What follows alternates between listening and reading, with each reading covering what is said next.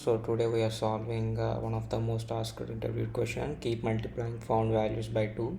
So here they given an array nums and they given an integer original here which is 3. So they also give some steps to follow. If original is found in nums, multiply it by 2. Otherwise stop the process and repeat this process with the new number as long as you keep finding the number. So I will simply explain the question, which is they gave the original as 3, and if we found out that 3 is present in the nums, then we multiply with the 2. So here 3 is found in nums, we need to multiply 3 by 2 to obtain 6.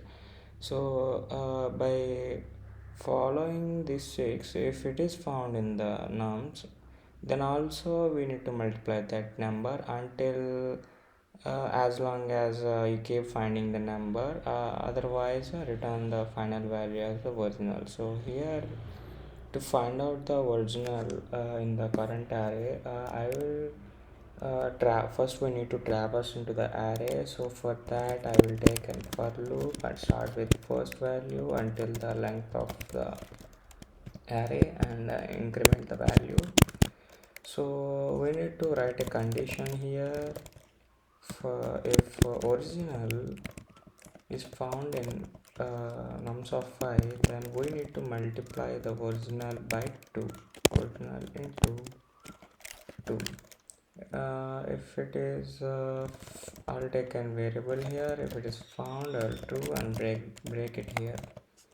So before that, first we need to enter into the loop. I will take found here.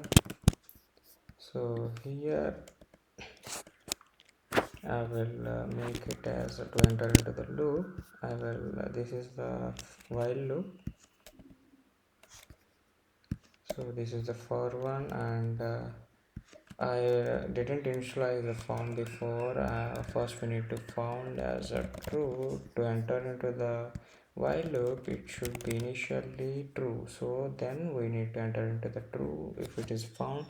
So later on traverse into the array, and if we found out the number, then multiply by 2. If it is found true, then break if it is not found. First initially I will take found equals to false here.